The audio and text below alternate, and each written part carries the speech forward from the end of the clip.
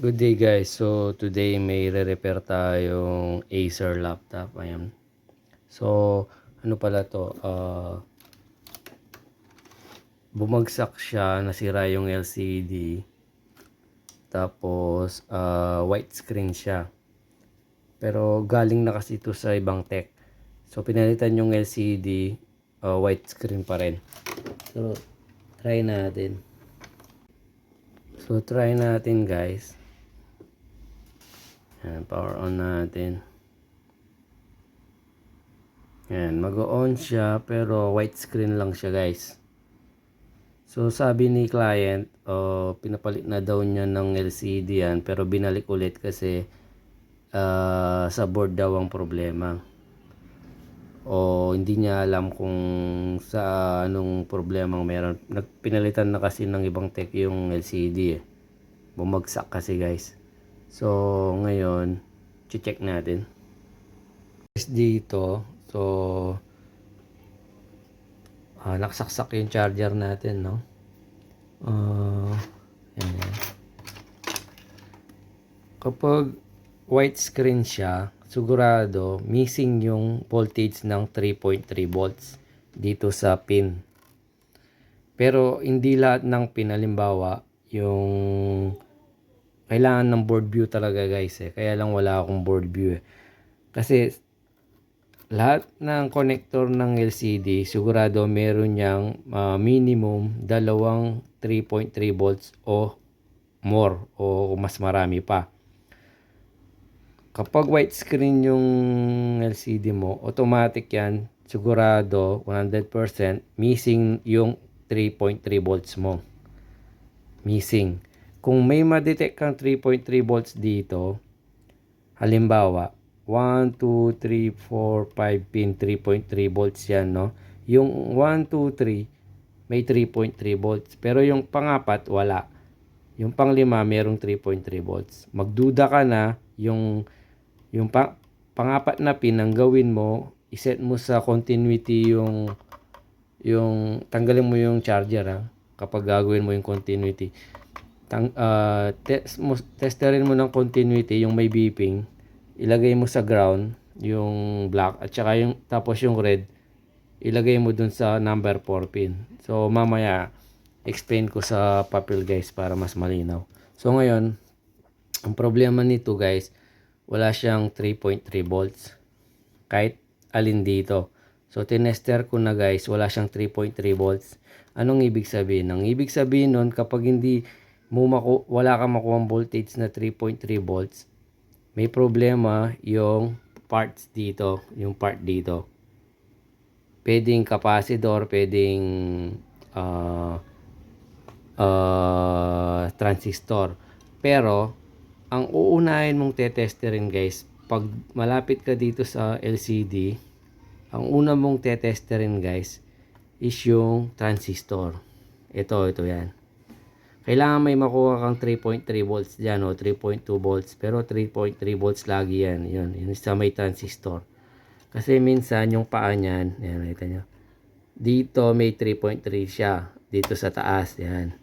Tapos sa baba, sa output niya, kailangan may 3.3 din yung dulo. Yung itong dulong to, tsaka yung dulo dito. Kailangan may 3.3. Kapag isa dito, walang 3.3 guys, automatic dito, walang papasok na voltage dyan.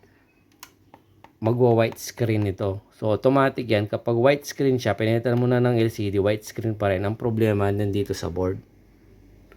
Tapos, ang titignan mo lagi, ang uunahin mo, kapag wala kang makuha 3.3 volts dito, itong transistor na to, yan. Laging meron yan, transistor, sa paligid ng connector ng LCD. So guys, naka-power on yan. Ayan, white screen siya. Ayan. So, tetesterin natin yung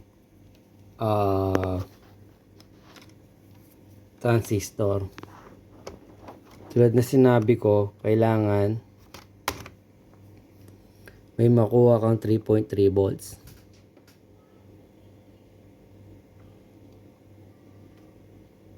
Ito, namatay.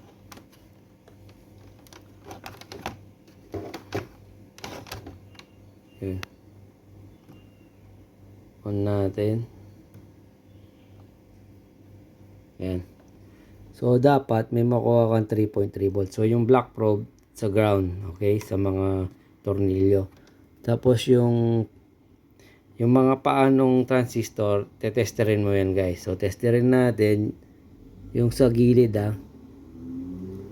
Yan o, may 3.3 volts yung kanan. Yung left, may 3.3 volts. So, dapat yung baba ng transistor, dapat may output yan ng 3.3 volts. Yung right side, ayan, may 3.3 siya. Pero yung isang side, check natin. Yung isang side, wala siyang 3.3 volts, guys.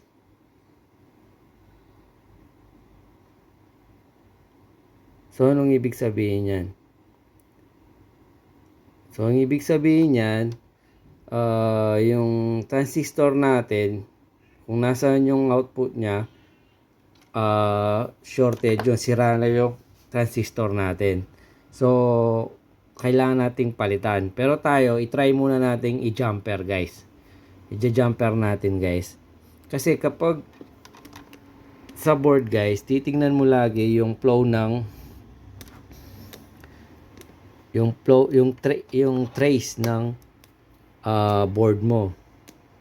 So makikita nyo itong transistor na to, papunta yan dito. Yan sa part na to, sa mga part na to. Yan dito sa part na yan. At mapapansin nyo yung mga capacitor dito, akala mo shorted sila guys. Pag tinester mo yan, akala mo shorted, tutunog yan sa beeping. Pero hindi po shorted yan. Ang ibig sabihin kaya parang shorted to kasi yung transistor na to sira, open na, kaya akala mo shorted yung mga capacitor dito. Check natin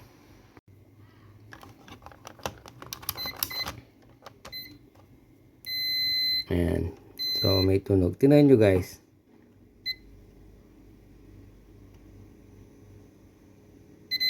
Ayan o. Ayan o. Oh.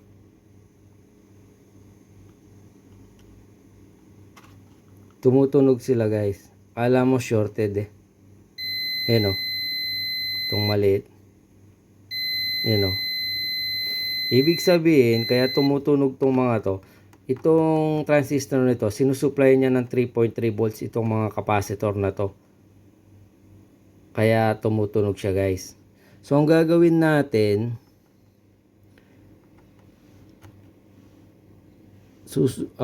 i-jumper natin guys. So susupplyan natin yung isa sa mga capacitor na to. I-try natin. So guys, yung transistor na sira guys, kung saan yung walang supply, mag-continuity ka para malaman mo kung saan siya pumapasok, kung saan yung mga sinusupply niya. Ito tulad nito. Ayan yung mga capacitor.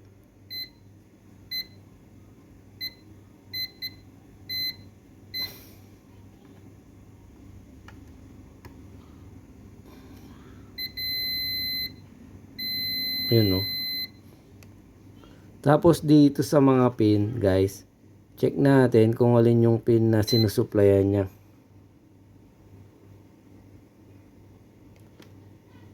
Doon pa rin doon sa transistor to yung sa paa niya yung walang supply. Ayun. Ayun.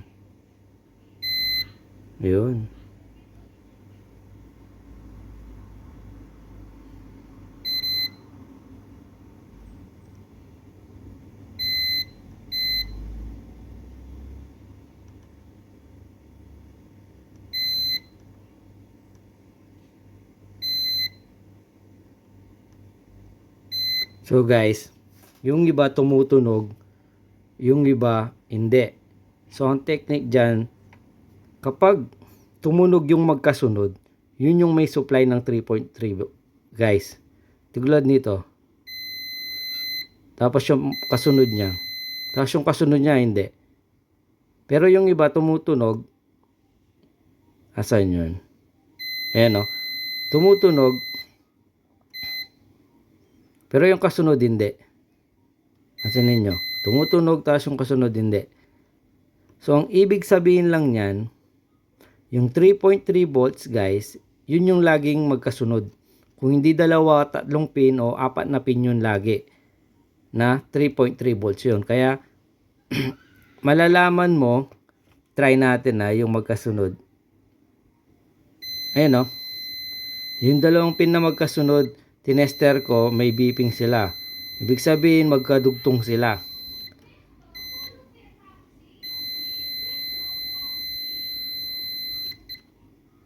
Ayan o. Yung kasunod niya, wala. So, anong gagawin natin? So, ang gagawin natin, sa mga capacitor, magdi-jumper tayo. Tulad ng malalaking capacitor ito. So, ang positive side nito is yung nasa right side. Ito. Ito. Ito yung positive side niya. Yung capacitor na to. Ayan, ito. Ito yung positive side niya. So, ito yung shorted na transistor. Kukuha tayo, may 3.3 volts siya dito sa kabila eh. Sa kaliwa lang wala, sa kanan meron eh. So, kukuha tayo ng supply dito. Jajumperin natin tong capacitor na to. Ito yung positive side niya eh. Ito yung ground niya, yung kabila. So, tara na.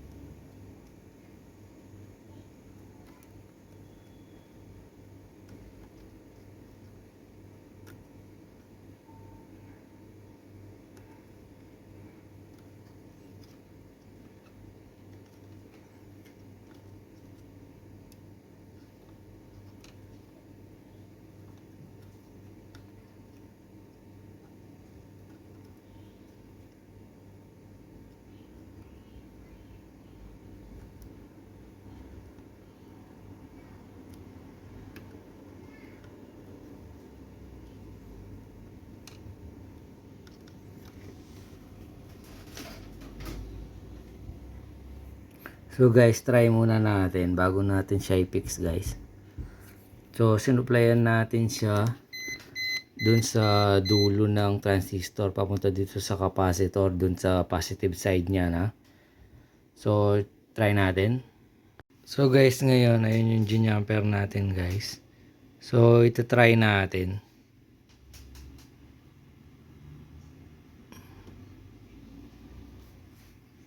Tatayin muna natin to. Ayan o. Ayan guys, yung ginamper natin no. Ayan o. May display na siya guys. So yun yung unahin nyo. Kapag white screen siya, 100%, 3.3 volts missing. So, check mo yung pin dito kung may 3.3 volts. Kung wala kang makuha, hanapin mo yung transistor. Yun yung sinasabi ko. Yung may 6 na paa. Tatlo kabila na yan. Ginamper natin siya guys. Ayan o. Mandar siya. Bali, sinuplayan ko yung capacitor at nagkaroon siya ng voltage na 3.3 volts.